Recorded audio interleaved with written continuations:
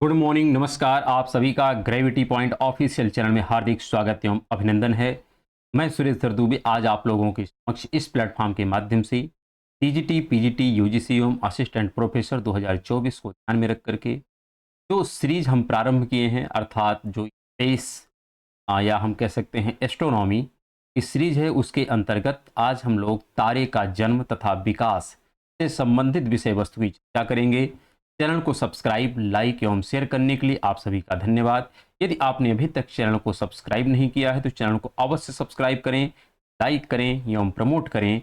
इससे प्रत्येक वीडियो का नोटिफिकेशन आप लोगों तक समय समय पर उपलब्ध हो सके। प्रत्येक वीडियो का पीडीएफ मटेरियल भी टेलीग्राम चैनल पर उपलब्ध है, आप उसे वहां से डाउनलोड करें, जिसका लिंक नीचे कमेंट बॉक्स में दिया गया। वैसे इस प्लेटफॉर्म के माध्यम से अन्य कई प्रकार की सीरीज चलाई जा रही है, तो आप उन सभी सीरीज का अपने आवश्यकता अनुसार भरपूर लाभ उठाएं और अपने एग्जाम को बेहतर करने का पूरा प्रयास करें। हमें आशा है कि आप लोग स्वस्थ होंगे, मस्त होंगे और अपनी पढ़ाई में संलग्न होंगे। जैसा आप यहाँ पर देख रहे हैं प्रारंभ में ही कि तारे का दो स्टेज यहाँ पर दिखाया गया है। एक तो सीक्वेंस इस प्रकार से है जो इस क्रम में आप देख रहे हैं, अर्थात जब कोई तारा कह सकते हैं ऑन एवरेज सन के इक्विवेलेंट होता है, तो यहाँ पर हम कह सकते हैं इसका रेड जाइंट होता है। फिर उसके पश्चात यह प्लैनेटरी नेबुला बनता है, फिर व्हाइट डॉर्फ बनता है। ये इसका क्रम होता है। लेकिन दूसरा क्रम ये होता है कि जब कोई स्टार सूर्य के इक्विवेलेंट ना होकर के सूर्य से काफी बड़ा होता है, तो उसका दूसरा सीक्वेंस यहाँ पर चलता है। तो इसी विषय वस्तु की आज चर्चा की जाएगी। चलिए इसको समझते हैं। यहाँ पर अगर तारे का जन्म हम बताएं या विकास की बात करें, तो तारे का जीवन काल अत्यधिक लंबा होता है। यदि हम अपनी आकाशगंगा मंदाकिनी के तारों के विभिन्न अवस्थाओं का निरीक्षण करें, तो तारे के जीवन चक्र को समझा जा सकता है। तारे के जीवन चक्र को सामान्य रूप से अधोलिखित अवस्थाओं में रखा गया है। जो इसकी सबसे पहली अवस्था होती है, इसको कहते हैं मेघ गैस या इसी को कहते हैं गैस क्लाउड। किसी तारे का जीवन आकाशगंगा की तीसरी भुजा में हाइड्रोजन एवं हीलियम के बादलों के बनने से शुरू होता है। जैसे यह आपको स्पष्ट होना चाहिए, जो गैलेक्सी है, गैलेक्सी एक घूर्णनशील भुजा होती है, स्पाइरल शेप होता है जिसमें 3 घूर्णनशील भुजाएं होती हैं, और उसी की जो सबसे लास्ट भुजा होती है, उसी में जो गैस या क्लाउड हैं, इसी से तारों का फॉर्मेशन होता है, और यह तीसरी भुजा के संबंध में होता है। फिर यहाँ पर है आदि तारा, अर्थात जब आकाशगंगा में हाइड्रोजन का बादल काफी बड़ा होता है, तो गुरुत्वाकर्षण के प्रभाव से गैसीय पिंड सिकुड़ने लगता है तथा यह आदि तारा कहलाता है। अर्थात जब यही जो गैस है, यही गैस जो हीलियम के गैस है, जब एकत्रित होकर के एक बड़ा आकार धारण करते हैं, तो उसको कहते हैं आदि तारा, अर्थात प्रोटो स्टार। इसका जो केंद्र होता है सघन होता है, इसलिए इसे भ्रूण तारा भी कहते हैं। इसका तात्पर्य है तारों का जो क्रम है, सबसे पहले एक गैस क्लाउड होता है, उसके पश्चात यह प्रोटो स्टार बनता है, फिर जाकर के इसका स्टार बनता है। स्टार का तात्पर्य होता है आदि तारा, अर्थात जो प्रोटो स्टार है, के सिकुड़ने पर गैस के बादलों में परमाणुओं की परस्पर टक्करों की संख्या बढ़ जाती है। सिकुड़न की प्रक्रिया 1 अरब वर्ष तक चलती है। कब तक चलती है? सिकुड़न की प्रक्रिया लगभग 1 अरब वर्ष तक चलती है तथा आंतरिक ताप अपरिमित रूप से बढ़ जाता है। फलतः हाइड्रोजन से हीलियम के नाभिक बनने लगते हैं। इसका तात्पर्य है कि यहाँ पर संलयन की प्रक्रियाएं प्रारंभ हो जाती हैं। इससे असीमित मात्रा में विकिरण ऊर्जा मुक्त होती है। इससे अंदर का दाब ताप और बढ़ जाता है। यह अवस्था तारा की संज्ञा से जाना जाता है। तारा हम तभी कह सकते हैं जब इसके अंदर नाभिकीय संलयन की प्रक्रिया प्रारंभ हो जाती है। फिर यहाँ पर है कि तारा अपने द्रव्यमान के अनुरूप छोटा, औसत या भारी होता है। तारा छोटा भी होता है, तारा मध्यम होता है और तारा बड़े आकार का भी होता है। इस स्थिति में आने के बाद तारा अपना जीवन आरंभ करता है और तारा के अंदर ही अंदर दाब के अधिक बढ़ने से गैसीय पदार्थों का और अधिक केंद्रीकरण रुक जाता है। क्योंकि जैसे प्रारंभ में हमने कहा, जो प्रोटो स्टार है यह लगातार सिकुड़ता है, लेकिन यह तब तक सिकुड़ता है जब तक इसके नाभिक में संलयन की प्रक्रिया प्रारंभ नहीं हो जाती। लेकिन जैसे ही संलयन की प्रक्रिया प्रारंभ होती है, तो तारा और अधिक सिकुड़ना बंद कर देता है। अब और अधिक नहीं सिकुड़ सकता है, क्योंकि अंदर का दाब बढ़ जाता है, जिसके कारण यह और अधिक सिकुड़ नहीं सकता है। फिर यहाँ पर है कि तारों में गुरुत्वाकर्षण बल संपीड़न उत्पन्न करता है तथा दूसरा बल संलयन अभिक्रिया द्वारा ऊर्जा मुक्त के कारण उत्पन्न आंतरिक दबाव के कारण होता है। इसका तात्पर्य जब संलयन की प्रक्रिया प्रारंभ होती है तो अत्यधिक मात्रा में यहाँ पर एनर्जी उत्पन्न होती है और इसी एनर्जी से यह तारा कई हजारों अरब वर्ष तक बना रहता है। तो वही कह रहा है कि इन दोनों बलों में हजारों अरबों वर्ष तक का संतुलन बना रह सकता है। यदि संलयन में मुक्त ऊर्जा के कारण आंतरिक दबाव उत्पन्न न होता तो विशाल गुरुत्वाकर्षण बल के प्रभाव के कारण तारा या सूर्य अपनी उत्पत्ति के आधे घंटे के अंदर ही सिकुड़ जाता है। इसका तात्पर्य यही है कि गुरुत्वाकर्षण बल के प्रभाव से यह तारा सिकुड़ सकता था यदि यहाँ पर यह संलयन की प्रक्रिया प्रारंभ ना होती तो, लेकिन जब प्रारंभ हो जाती है तो सिकुड़ना बंद हो जाता है।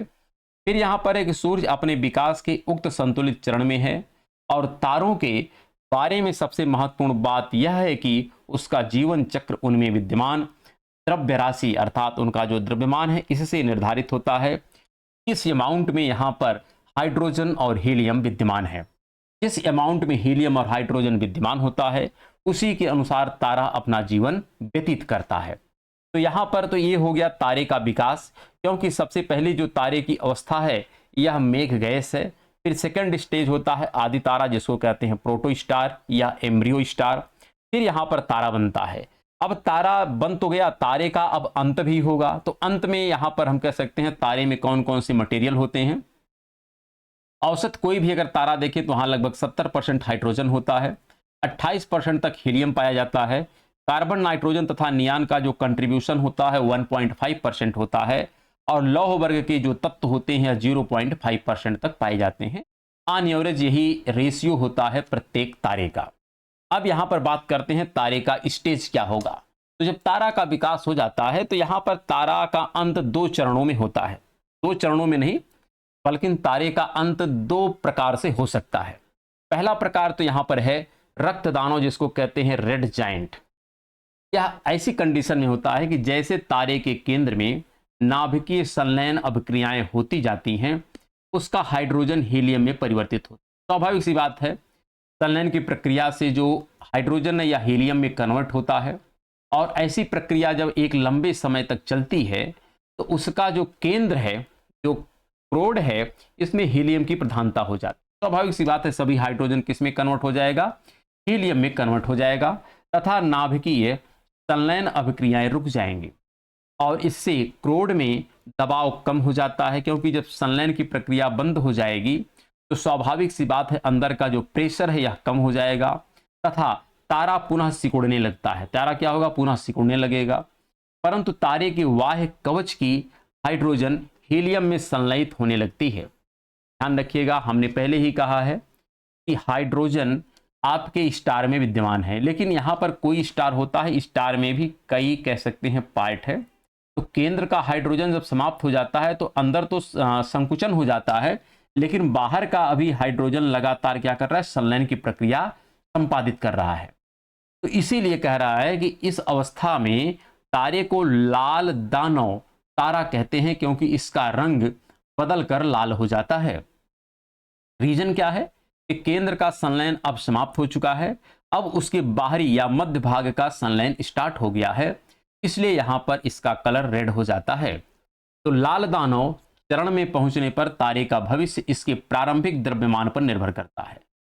जब कोई तारा रेड स्टेज में पहुंचता है तो अब निर्भर करता है कि इसका द्रव्यमान कैसा है और द्रव्यमान के अनुसार इसका भविष्य का निर्धारण होता है।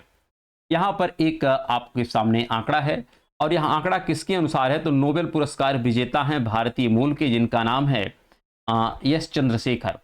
इनके अनुसार बताया गया है कि जिस भी तारे का द्रव्यमान 1.44 सौर द्रव्यमान से या सौर द्रव्यमान की इक्विवेलेंट होता है, यह तारे का द्रव्यमान है।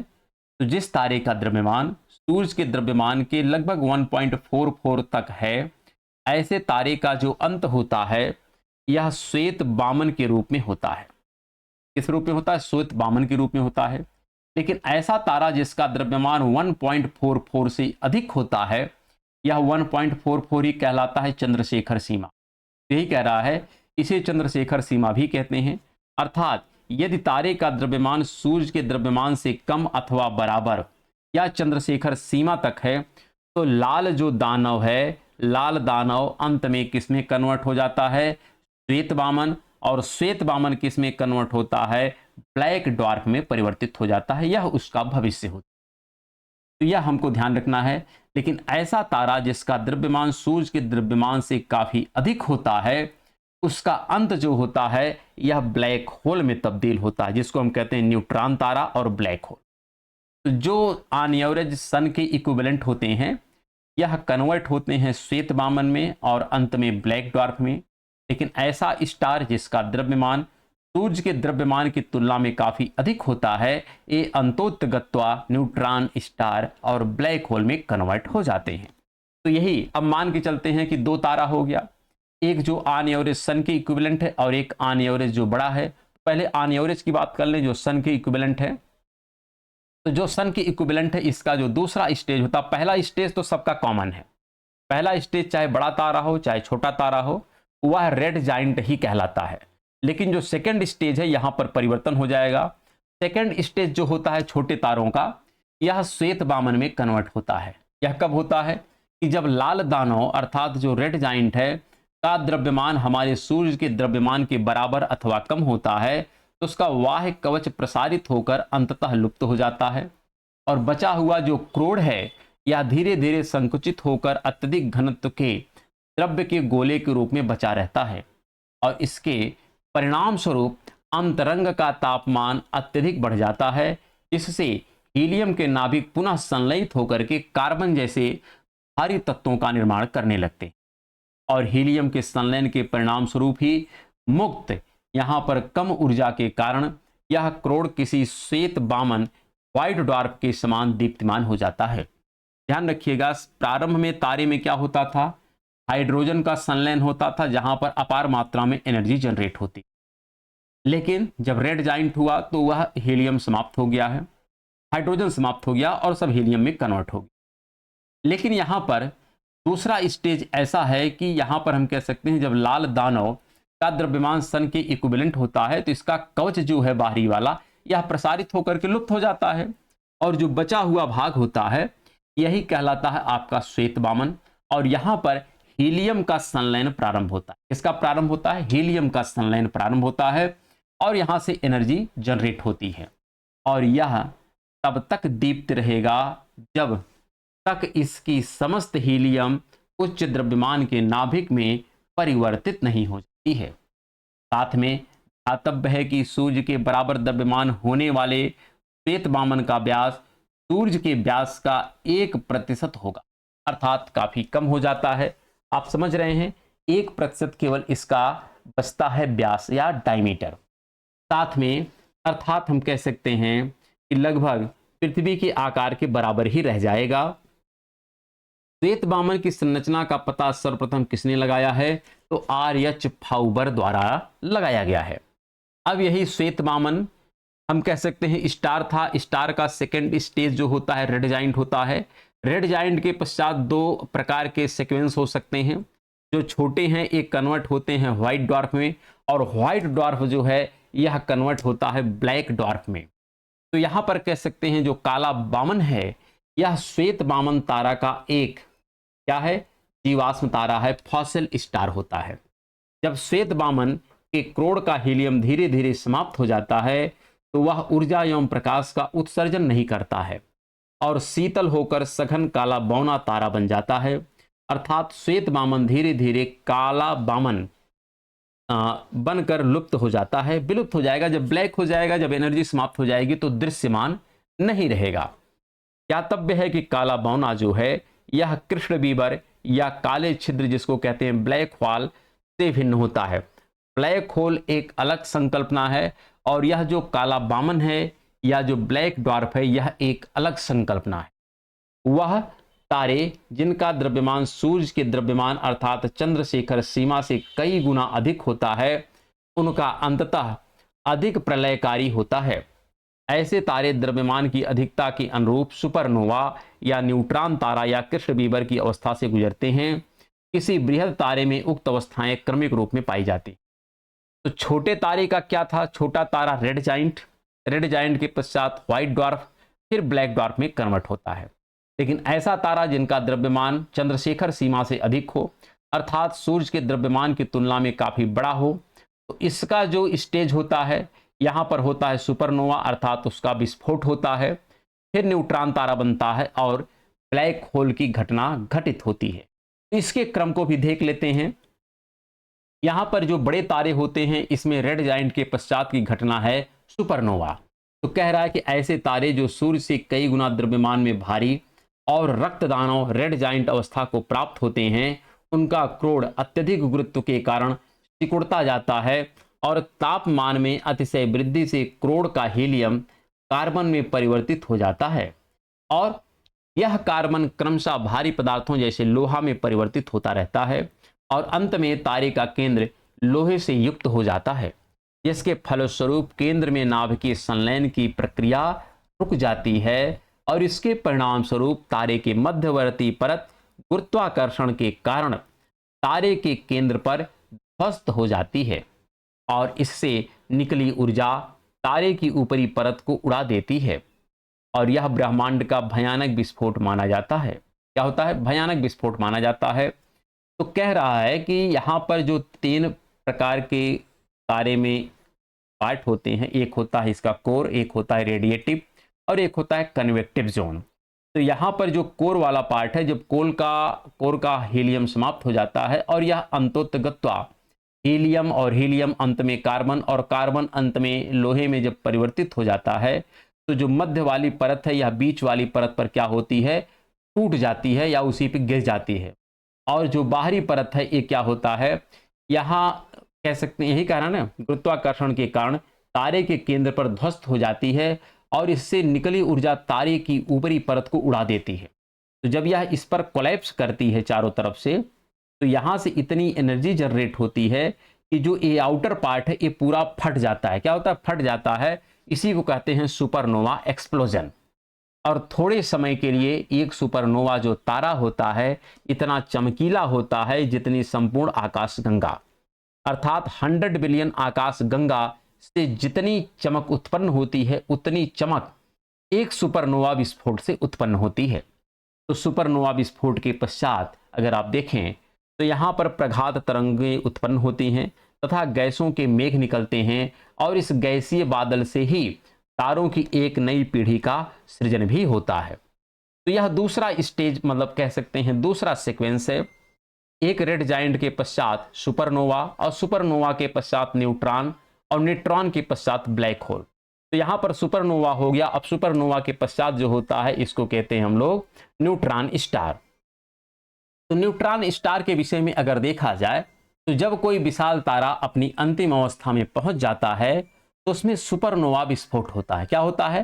सुपरनोवा विस्फोट होता है और इस विस्फोट से बचे हुए जो केंद्रीय भाग होते हैं जो कि अत्यधिक घनत्व और कुछ मील व्यास का होता है, इसे कहते हैं न्यूट्रॉन तारा। और न्यूट्रॉन तारा की सभी चीजें न्यूट्रॉन के रूप में संगठित रहती हैं, अपने अक्ष पर 1 सेकेंड में 30 बार घूर्णन करती हैं तथा यहां से रेडियो तरंगे विसर्जित करता है। और रेडियो तरंगों का संकेंद्रण चुंबकीय ध्रुवों पर होता है और इसका पता सर्वप्रथम किसने लगाया था? तो 1967 में मिस जोकलिन वेल ने लगाया था। और कुछ भौतिकविदों ने न्यूट्रॉन के द्वारा स्पंदनशील रेडियो तरंगे विसर्जित होने के कारण न्यूट्रॉन तारा या इसी को पल्सर की संज्ञा दी जाती है। तो कुछ लोग इसी न्यूट्रॉन तारे को पल्सर स्टार भी कहते हैं। तो ध्यान रखिएगा, जो बड़े आकार के स्टार होते हैं इनका अंत सुपरनोवा विस्फोट के बाद न्यूट्रॉन तारा, और न्यूट्रॉन तारा अंत में किस में कन्वर्ट हो जाता है? ब्लैक होल में कन्वर्ट हो जाता है। वही कहलाता है कृष्ण विवर। तो न्यूट्रॉन तारे का अपरिमित द्रव्यमान अंततः एक ही बिंदु पर संकेंद्रित हो जाता है और ऐसे असीमित घनत्व के द्रव्य युक्त पिंड को क्या कहते हैं? कृष्ण विवर या ब्लैक होल कहते हैं। दूसरे शब्दों में बेहद संकुचित तारे जो कि अदृश्य हो जाते हैं कृष्ण विवर कहलाते हैं। इसकी गुरुत्वीय शक्ति इतनी अधिक होती है कि इनसे प्रकाश का पलायन नहीं होता है, क्योंकि इनका आप कह सकते हैं ना ग्रेविटेशनल फोर्स जब बहुत ज्यादा होगा तो प्रकाश भी यहां से वापस नहीं आ पाता है, इसलिए तो इसको ब्लैक होल कहते हैं। और ब्लैक होल का निर्माण विघटित तारों के क्रोड़ में निहित द्रव्यमान पर निर्भर करता है। जिन तारों का द्रव्यमान सूर्य के द्रव्यमान के 3 गुने से कम होता है वे विघटित होकर न्यूट्रॉन तारे में परिवर्तित हो जाते हैं, किंतु जिन तारों का द्रव्यमान सूर्य के द्रव्यमान के 3 गुने से अधिक होता है वे विघटित होकर के अंततः कह सकते हैं कि इसमें कन्वर्ट हो जाते हैं, ब्लैक होल में कन्वर्ट हो जाते हैं। तो यह बात भी हमको ध्यान रखनी है कि सभी न्यूट्रॉन तारा ब्लैक होल में नहीं कन्वर्ट होते, वही न्यूट्रॉन तारा ब्लैक होल में कन्वर्ट होते हैं कि जिनका फॉर्मेशन ऐसे तारे से हुआ है जो सूर्य के द्रव्यमान के 3 गुने से अधिक बड़ा होता है। यह बात हमको ध्यान रखनी है। फिर यहां पर देखते हैं कि तारों के बारे में कुछ महत्वपूर्ण बिंदु है। जैसे तारों की दूरी किसके माध्यम से नापी जाती है, तो पैरेलैक्स विधि से इसका मेजरमेंट करते हैं। लेकिन बहुत से तारे ऐसे हैं जिनकी दूरी पैरेलैक्स विधि द्वारा ज्ञात नहीं की जा सकती है। खगोलविदों द्वारा ऐसे तारों की दूरी हर्ट्ज़बर्ग रसेल आकृति द्वारा तारों की ज्योतिर्मयता अर्थात उसकी जो प्रकाश होता है, प्रकाश का रंग और तीव्रता के आधार पर निर्धारण किया जाता है। फिर है कि किसी तारे में परिवर्तन इसलिए होता है कि इसका हाइड्रोजन रूपी ईंधन धीरे धीरे घटने लगता है। ये बात ठीक है। अधिकांश तारों की त्रिज्या सूर्य की त्रिज्या का 10 से 20 गुना होती है। ऐसे तारों को विशाल तारा कहते हैं, जैसे अल्डबरान, सिरियस, बीटा सेंचुरी, ये सब तारे सन की तुलना में काफी बड़े हैं। अब कुछ तारों की त्रिज्या तो सूर्य की त्रिज्या का लगभग 50 से 250 गुना या इससे भी अधिक होते हैं। ऐसे तारे को अति विशाल सुपर जाइंट स्टार कहा जाता है। इसका उदाहरण है बेटलगीज एवं अंटारिस। ये बहुत विशाल तारे हैं, सोच सकते हैं सन की तुलना में इनका रेडियस 250 गुना से भी अधिक है। वे तारे जो कभी फैल जाते हैं और कभी सिकुड़ जाते हैं, जिनसे यह क्रिया नियतकालिक होती है, उन्हें स्पंदन या पल्सेटिंग स्टार भी कहते हैं। इसका उदाहरण है सेफायड या आर्यर लायर, यह एक पल्सेटिंग स्टार होता है। इसी प्रकार यहाँ पर हम कह सकते हैं तारों के रंग के आधार एवं तापमान के आधार पर भी इनका निर्धारण होता है। जैसे तारों के नियमित वर्णक्रम अर्थात तरंग दैर्ध्य के अनुसार विकिरण के वितरण तीव्रता के आधार पर तारों के वर्ण को ज्ञात किया जा सकता है। तारे के रंग से हम उसके तापमान को ज्ञात कर सकते हैं। तारे के प्रकाश में कई वर्ण होते हैं, जैसे रीजल का रंग नीला होता है, वेगा का प्रकाश श्वेत प्रतीत होता है, कैपला का रंग पीला होता है। तो रीजल एक तारा है, कैपला एक तारा है, वेगा एक तारा है तथा बेटलगीज का रंग लाल प्रतीत होता है। अन्य तारों का रंग इन रंगों के बीच ही होता है। तो कुछ यहाँ पर तारों का रंग दे दिया गया है और इन्हीं के आधार पर अन्य तारों के बारे में हमको बताना पड़ता है। जैसे सीरियल जो एक तारा है का रंग जो है श्वेत नील एवं आर्कटस का रंग जो है नारंगी लाल होता है। और लाल तारों की सतह का जो टेम्परेचर होता है यह 2800 डिग्री सेंटीग्रेड होता है, जबकि नीले तारों का तापमान 28,000 डिग्री सेंटीग्रेड होता है।